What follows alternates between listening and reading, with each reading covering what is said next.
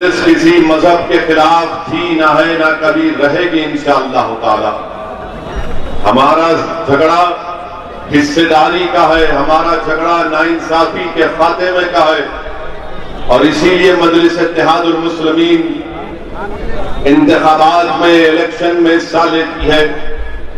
मेरे अजीज दोस्तों और बुजुर्गों, आप मेरी इस बात से मुत्तफिक होंगे कि उत्तर प्रदेश में जितने भी समाज हैं, जितने भी बिरादरियां हैं, उन तमाम के अपने नेता हैं, उनकी तमाम की एक सियासी ताकत है, एक हैसियत है। और आज आप देखते हैं कि उसी वजह से वो तमाम समाज के वो लोग, उनके मसाइल, उनके प्रॉब्लम्स किसी हद तक हल हो रहे हैं। और हमारा हाल ये है कि मुस्लिम अक़लियत से सिर्फ बार बार ये कहा जाता है कि हर असेंबली का इलेक्शन आएगा, हर पार्लियामेंट का इलेक्शन आएगा। 1950 से हम देख रहे हैं कि जब कभी भी कोई इलेक्शन आता है तो हमारे ही दरमियान से बाज लोगों को खड़ा कर दिया जाता है और कहा जाता है कि देखो, जिंदगी और मौत का मसला है, जरा एहतियात से अपने वोट का इस्तेमाल करना।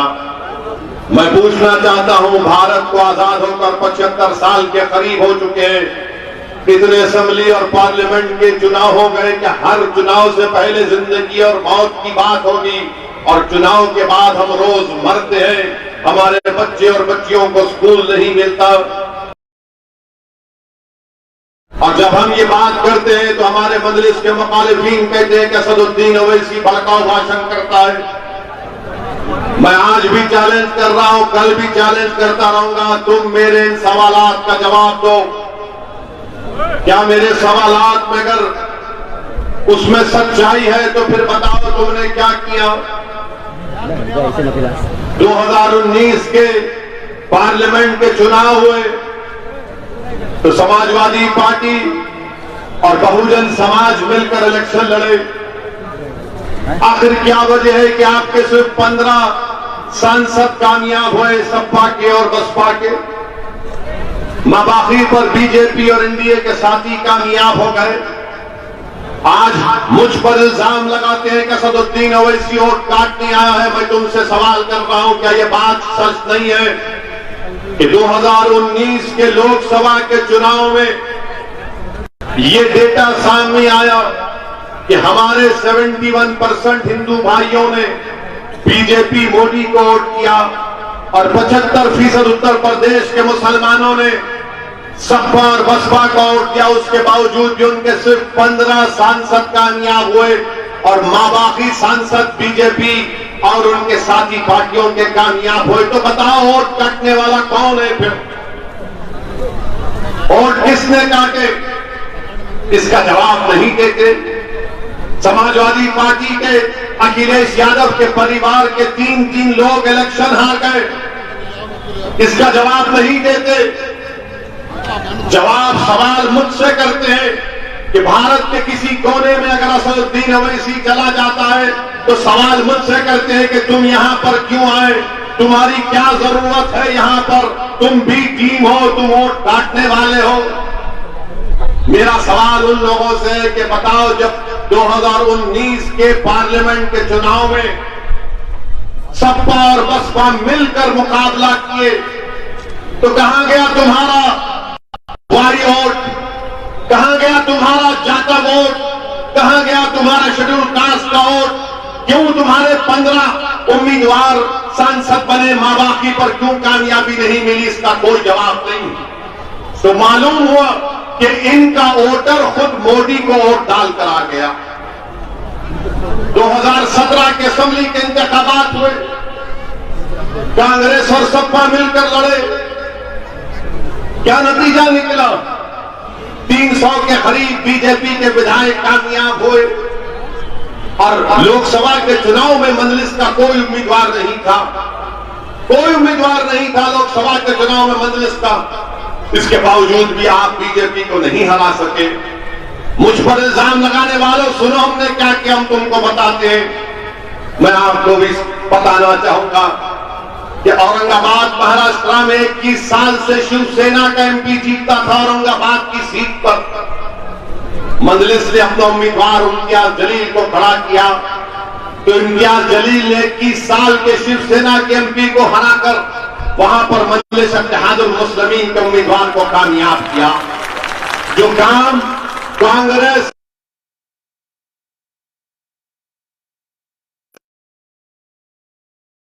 राष्ट्रवादी कांग्रेस नहीं कर सकती, काम मजलिस इत्तेहादुल मुस्लिमीन ने औरंगाबाद से कर दिखाया। बताओ, अगर हम वहां पर शिवसेना को हरा सकते तो क्या यहां पर शिवसेना के सगे भाई बीजेपी को नहीं हरा सकते उत्तर प्रदेश में? आप बताइए फिर कैसे हुआ? 3 सीट पर ओवैसी की पार्टी लड़ती है लोकसभा के चुनाव में। हैदराबाद के अवाम को सलाम, हमने बीजेपी को हराया, औरंगाबाद में शिवसेना को हराया और किशनगंज बिहार से अख्तरुल ईमान हमारे मौजूदा सदर बिहार ने 3 लाख वोट हासिल किए, वहां पर कांग्रेस का उम्मीदवार जीता। फिर ये इल्जाम लगाते बिहार को ओवैसी गए थे, 5 इनके विधायक जीत गए। तो बताओ, अगर मेरी बात सच है, मैं आज भी कहता हूं, आओ तुम एक मंच पर आकर बात कर लो, मुझसे बहस कर लो कि असदुद्दीन ओवैसी के इलेक्शन लड़ने से बीजेपी को फायदा होता है या नुकसान होता है। कोई सामने नहीं आ सकता, कोई बैठ नहीं सकता 5 मिनट मेरे सामने। बिहार के बारे में 19 सीट हम लड़े, 5 पर हमारे विधायक कामयाब हुए, 9 सीट पर कांग्रेस और राजद के लोग जीत गए और 6 सीट पर 5 सीट पर जेडीयू बीजेपी जीती। और फिर ये तमाम लोग कहते हैं वोट काटता है, ध्रुवीकरण करता है, पोलराइजेशन करता है। अरे अगर पोलराइजेशन मैं करता तो पूरे 19 के 19 मुझे जीतना चाहिए था, पूरे 19 के 19 मुझे जीतना चाहिए था, मगर खुद हारते और इल्जाम असदुद्दीन ओवैसी पर लगाते हैं।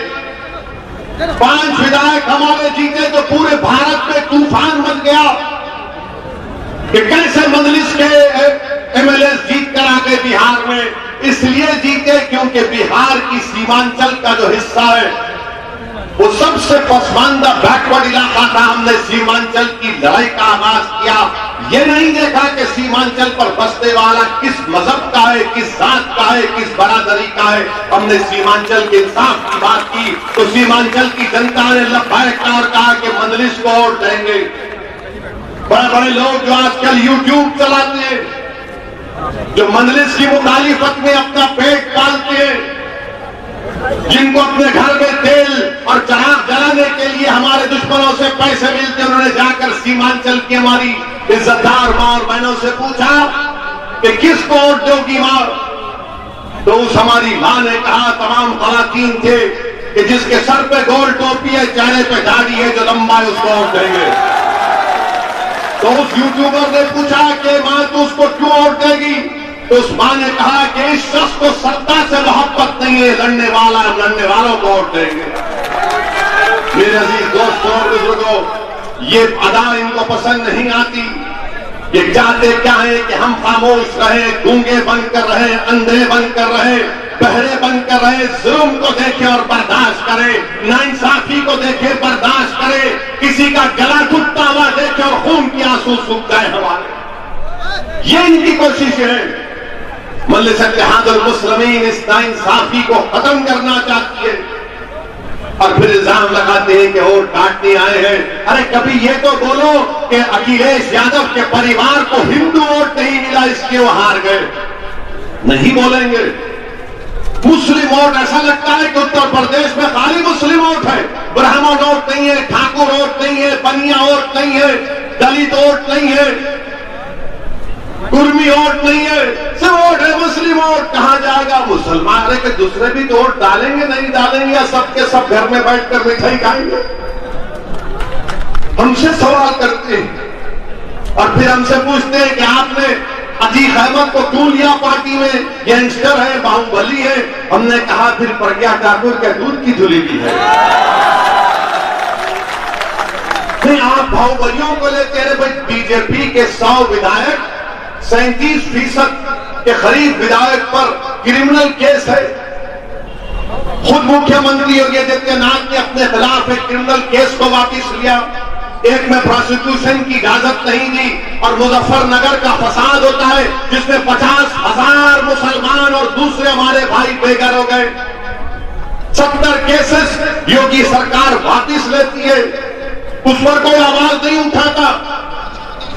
तो मालूम हुआ कि अगर किसी का नाम अतीक है, मुख्तार है, शहाब है, तो उनकी नजर में ये गिल्टी है, और दूसरों का नाम अगर ये नहीं होगा तो नहीं, जब तक कोर्ट फैसला नहीं करती वो इलेक्शन लड़ सकते हैं। ये इनका इंसाफ है। मेरे अजीज दोस्तों और बुजुर्गों, मैं आपसे अपील करने आया हूं कि पिछले असेंबली के चुनाव में संभल की असेंबली सीट पर आपने 60,000 वोट मजलिस को दिए, और मुझे यकीन है कि इंशाअल्लाह ताला पहले से ज्यादा आज मजलिस मजबूत है, और मुझे यकीन है कि संभल से मजलिस इत्तेहादुल मुस्लिमीन का एक यहां से हमारा उम्मीदवार जरूर विधायक बनकर जाएगा, आपकी दुआओं से और आपके वोट से।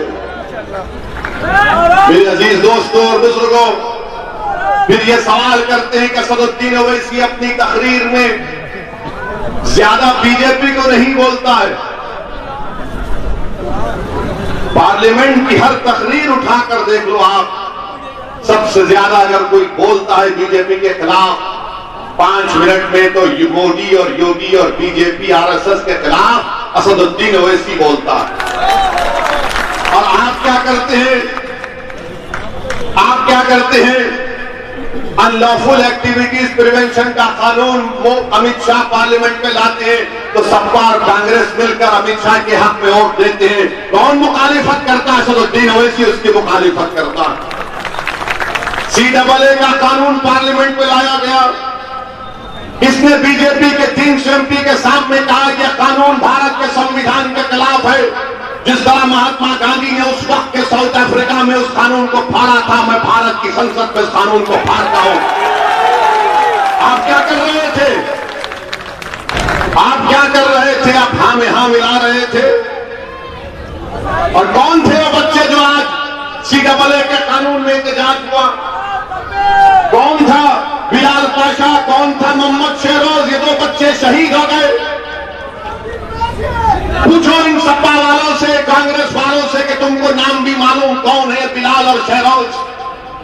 और मालूम हुआ कि उन बच्चों को गोली लगी तो पुलिस की राइफल से या पुलिस के लाइसेंस वेपन से नहीं, किसी और की बंदूक की गोली से बच्चे मर गए। आपकी आवाज, आपकी जबान नहीं खुलती उस पर। मजलिस इत्तेहादुल मुस्लिमीन ने हमेशा फिरका परस्ती से मुकाबला किया और लड़ते रहेगी। फिरका परस्ती से कोई कॉम्प्रोमाइज नहीं किया जा सकता। आरएसएस से, जमहूरी तरीके से, संघ परिवार के तमाम तंजीमों से मुकाबला करना पड़ेगा जमहूरी तरीके से। मगर इनका मामला यह है कि जब बात मजलिस की आ जाती है सामने, तो फौरन इल्जाम लगाते हैं कि फिरका परस्त है। और फिर योगी आदित्यनाथ ने बहैसियत मुख्यमंत्री उत्तर प्रदेश के एक रिपोर्ट कार्ड जारी किया और क्या कहा कि उत्तर प्रदेश में 4.5 साल में लॉ एंड ऑर्डर बड़ा अच्छा था।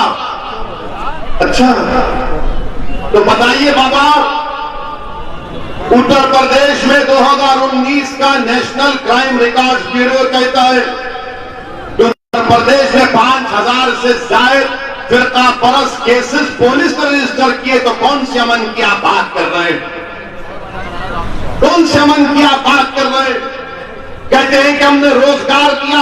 खुद उत्तर प्रदेश की विधानसभा में बीजेपी का मंत्री खड़े होकर कहता है कि 33 लाख उत्तर प्रदेश के बेरोजगार नौजवान रोजगार के लिए अपना नाम रजिस्टर करा चुके हैं। उत्तर प्रदेश के 75 जिलों में से 53 डिस्ट्रिक्ट्स में जो बच्चे पैदा होते स्टंटेड होते हैं। पूरे भारत में अगर 9 लाख बच्चे एक्यूट मैलनरिश थे तो 4 लाख उत्तर प्रदेश में है। एनकाउंटर होता है तो 37% मुसलमानों को गोली मार दी जाती है। आजमगढ़ में एक यादव को मारा गया, अमरदीप यादव। वो अमरदीप यादव कह रहे मुझे नहीं मालूम, मीडिया में रिपोर्ट किया कि अमरदीप यादव को जब पुलिस ने उसके पैर में गोली मार दी बाबा ने कहा, गवर्नमेंट ने कहा कि ठोक दो, तो ठोक दिया। उससे पूछा तेरी बरादरी क्या है, तो उसने कहा यादव बोले, और गोली मारो इसको। अब आप बताइए, मैं नहीं कह रहा हूं, मीडिया कह रही है। आप बताइए फिर ये क्या हो रहा है? बीजेपी के राज में क्या हो रहा है उत्तर प्रदेश में? कोविड की दूसरी लहर आई, तो कोविड की दूसरी लहर में गंगा पर लोगों की, आवाम की, जनता की लाशें बह रही थी, इसलिए कि योगी सरकार ने उनको ऑक्सीजन नहीं दिया, अस्पताल में दवाएं नहीं मिली, अंतिम संस्कार करने के लकड़ी नहीं मिली, तदफीन के लिए जमीन नहीं मिली, तो नदी के किनारे कुत्ते उन लाशों को लोच लोच कर खा रहे थे। और योगी आदित्यनाथ कहते हैं कि हमने 4.5 साल में सब कुछ कर दिया। क्या लोग भूल गए कि कोविड की दूसरी वेव में कितने लोग मरे? कितने लोग मरे? सिर्फ पंचायत जिला परिषद का इलेक्शन करा तो 2000 गवर्नमेंट के मुलाजिमीन की मौत हुई। मेरे अजीज दोस्तों और बुजुर्गों, मेरी आपसे गुजारिश है कि इन बातों पर गौर करिए। और बात संभल की आती है, तो संभल में आप जानते हैं कि यहां पर हमारे वकील भाइयों ने कहा कि हमको एक सेशन कोर्ट की जरूरत है संभल में। मैं उसकी तारीफ करता हूं कि संभल की विधानसभा में सेशन कोर्ट की जरूरत है। यहां पर हमारे किसान भाई आलू की पैदावार करते हैं, कोई योगी ने गवर्नमेंट स्कीम क्यों नहीं लाई? लाना चाहिए था, मजलिस इसका मुतालबा करती है। और फिर कितने लोगों को वैक्सीन लगा पूरे संभल में? 2 डोज कितनों को लगा? खाली 4.8% लोगों को लगा। और फिर आप ये भी जानते हैं कि संभल में जो प्राइमरी हेल्थ केयर सेंटर है वो संभल में 30 है और बलिया में 81 है। क्यों भाई? बलिया में खाली 8% मुसलमान है, इसलिए वो, और संभल में खाली 31%। आप मुख्यमंत्री से पूछेंगे कि बलिया में 6% मुसलमान और वहां पर 81 प्राइमरी हेल्थ केयर सेंटर और संभल में 31, तो मुख्यमंत्री बोलेंगे अब्बा जान वहां कम है इसलिए कम लगा है, बस ज्यादा लगा है, यहां ज्यादा है यहां पर कम लगा है। हर चीज का जवाब है। बस डिपो की जरूरत है, मुख्यमंत्री से कहिए तो बोलेंगे नाम बदल दो उसका काम हो जाएगा। बारिश होती है तो पूरे संभल में पानी जमा हो जाता है, ड्रेनेज लाइन की जरूरत है। एमजीएम का डिग्री एक ही कॉलेज है। हम पूछ रहे क्या किया अपने 4.5 साल में शिक्षा के मैदान में, अपने क्या क्या है? एमजीएम डिग्री कॉलेज में खाली एमए और बीकॉम, उसके बाद कोई कोर्स नहीं। 55% लिटरेसी रेट संभल का है, इसका जिम्मेदार मैं हूं क्या? क्या कर रहे यहां के विधायक? क्या कर रही यहां की सरकार? बताइए मेरे अजीज दोस्तों और बुजुर्गों, ये रिकॉर्ड आपके सामने पेश कर रहा हूं। और फिर ये भी कहा जाता है, क्या कहा जाता है उत्तर प्रदेश में कि मुख्यमंत्री बीजेपी ने सब कुछ कर दिया। हम पूछ रहे हैं आपने मुसलमानों की शिक्षा के लिए क्या किया? मुसलमानों का शिक्षा का रिकॉर्ड आप देख लीजिए कि आज उत्तर प्रदेश में सबसे कम पढ़ा लिखा कोई है तो मुसलमान है। महिलाओं में सबसे कम पढ़े लिखे कोई है तो मुस्लिम महिलाएं। आपने स्कूल क्यों नहीं खोलते? किसने रोका आपको स्कूल खोलने के लिए? और उत्तर प्रदेश में क्या है, मुसलमान अगर प्राइमरी स्कूल को जाता है तो 17% एनरोलमेंट होता है और उसके बाद जब सेकेंडरी एजुकेशन को आता है तो 12%, हायर एजुकेशन को आता है तो खाली 10% होता है। गिरते जाते, ऊपर जाते, नीचे गिरते जाते, गिरते जाते। कौन जिम्मेदार है इसका? जब हम ये सवाल करते हैं तो इनका कोई जवाब नहीं। और बीजेपी कहती है सबका साथ, सबका विश्वास, सबका विकास। झूठ झूठ झूठ है वो पूरा। क्यों झूठ है?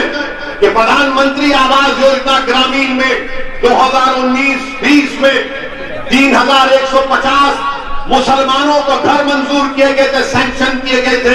2020-21 में 1,04,000 मुसलमानों को घर मंजूर किए गए थे। 2021 और 22 में 22,240 घर मंजूर किए गए थे। बताओ नरेंद्र मोदी और योगी आदित्यनाथ, तुमने इन 3 सालों में कितने मुसलमानों को घर दिया? एक को भी घर नहीं किया। और आप कहते सबका साथ, सबका विकास, सबका विश्वास।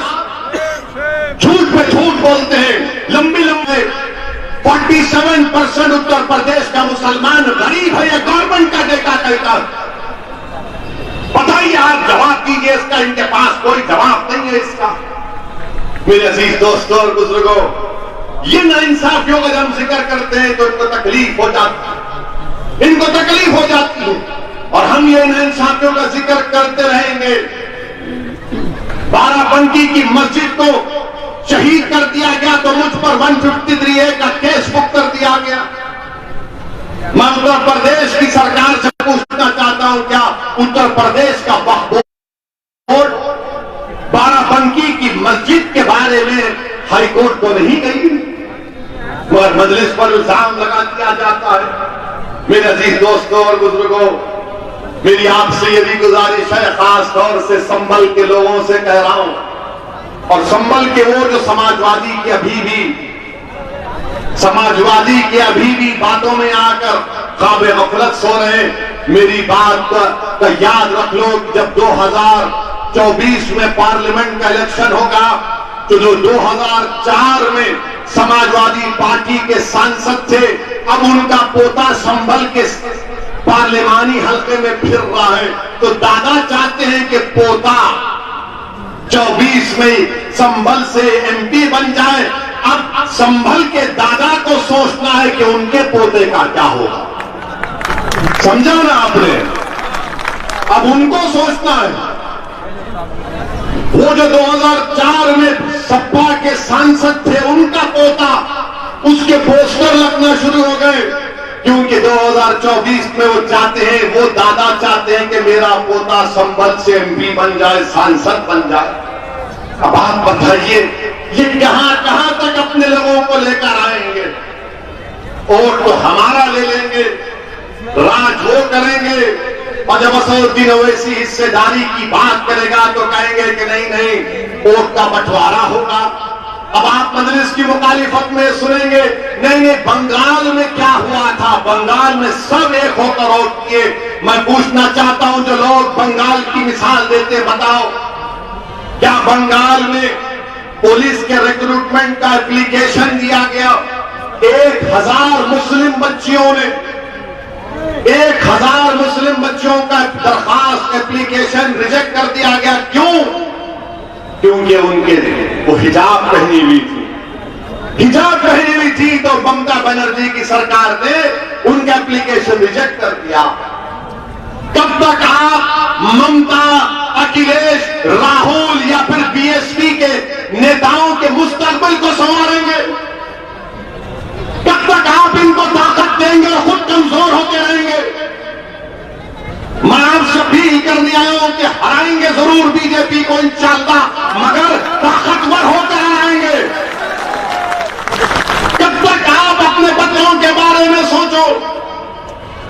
आने वाले 20 साल के बाद ये मासूम बच्चे जब तुमसे सवाल करेंगे कि बताओ तुमने हमारे लिए क्या किया, तुमने हमको कमजोर करके क्यों छोड़ दिया, क्या जवाब देंगे आप कि हमने इस सपा के लीडर को नेता बनाया, कांग्रेस के लीडर को नेता बनाया, BSP के लीडर को नेता बनाया? तो तुम्हारी बेटी और तुम्हारा बेटा तुमसे सवाल करेगा कि अब्बा घर में चिराग नहीं जलता, खाने को खाना नहीं है, स्कूल को जाने के लिए फीस नहीं है। और याद रखिए, जब तक आपके पास सियासी ताकत नहीं आएगी, आपके हमारे मसाइल हल नहीं होते। ये भारत की जमहूरियत की तल हकीकत है, ये भारत की जमहूरियत की तल हकीकत है मेरे अजीज दोस्तों और बुजुर्गों। इसीलिए मैं आपसे अपील करने आया हूं कि मजलिस इत्तेहादुल मुस्लिमीन के आप में अपने वोट का इस्तेमाल करिए। लोग बहुत से आएंगे, बहुत से बातें करेंगे, मगर ये जानते हैं कि जो दलील असदुद्दीन ओवैसी देकर जा रहा है, दलीलों का जवाब नहीं दिया जा सकता। इनके पास कोई जवाब नहीं है, मगर सिर्फ डरा कर वोट हासिल करते हैं। अरे कि कौन सा इलेक्शन नहीं हुआ? अब इलेक्शन आएगा तो कहेंगे अरे बीजेपी आ जाएगी, वो आ जाएगा, ये आ जाएगा। अरे भाई आ जाएगा तो फिर रोकने की तरकीब क्या है? रोकने की तरकीब ये है कि तुम खामोशी से सिर्फ हमको वोट डालो और उसके बाद हम देखते हैं। मेरे अजीज दोस्तों और बुजुर्गों, अपने वोट का सही इस्तेमाल करिए। मजलिस इत्तेहादुल मुस्लिमीन के हक में अपने वोट का इस्तेमाल करिए। डरने और घबराने की जरूरत नहीं है। पूरे मुल्क में और उत्तर प्रदेश में अगर बीजेपी जीत रही है तो आपकी वजह से नहीं जीत रही है। मैं आपसे एक सवाल करता, हाथ उठाकर जवाब दीजिए, क्या आपने बीजेपी को कभी वोट दिया? किसी ने दिया वोट बीजेपी को? आपने बीजेपी के खिलाफ वोट दिया ना? कितनों ने बीजेपी के खिलाफ वोट दिया? हाथ उठाइए। तो फिर उत्तर प्रदेश में बीजेपी कैसे जीती? कैसे जीती बताइए ना। क्या मैंने आपको आकर कान में फूंक कर कहा, कैटल कुर्सी पर फूंक फूंक दिया, कहा जाके वोट डालो मोदी को? कैसे जीती? जीती आप क्यों? मुस्लिम वोटों से बीजेपी नहीं जीत रही है। बीजेपी जीत रही है क्योंकि इनका वोटर, बसपा का वोटर, समाजवादी का वोटर, कांग्रेस का वोटर मोदी के गोद में बैठकर चाय पी रहा है। और आपको बताया जाता है, आपको डराया जाता है, जिम्मेदारी आपके कंधों पर डाली जाती है, कंटी हमारे गले में डाल दी जाती है कि देखो वोट मत दो। अरे तुम्हारा वोटर कहां गया बताओ? तुम्हारा वोटर कहां गया? मगर मजलिस जैसे आती है नहीं। और मैं इन तमाम को बता रहा हूं, आपके दरमियान में कह रहा हूं, मजलिस उत्तर प्रदेश में भारत के किसी कोने में जाती है, सिर्फ इलेक्शन के हद तक नहीं। मैं आपको वादा किया था 5 साल पहले भी और आज भी दोहरा रहा हूं, जब तक अल्लाह मुझे जिंदा रखेगा मैं उत्तर प्रदेश को आता रहूंगा। जब तक अल्लाह मुझे हयात देगा मैं तुम्हारे दरमियान में रहूंगा। हमारी आवाज उठनी चाहिए। बताओ अजीजों, उत्तर प्रदेश में मुसलमानों के वोटों की कीमत क्या है बताओ? पूछो अखिलेश यादव से, पूछो बहन जी से कि मुसलमानों के वोटों की कीमत क्या है बताओ? जवाब पूछो उनसे, आपको हक पहुंचता है, मुझे जवाब दो। तो बोलेंगे इस तरह का सवाल नहीं करना, इस तरह का सवाल नहीं करना, हम सब एक है। अरे एक है तो फिर कमजोर मैं क्यों होता हूं? अगर एक है तो मेरे बच्चों को तालीम क्यों नहीं मिलती? अगर एक है तो मेरा नौजवान गोलियां क्यों खाता है पुलिस के? अगर एक है तो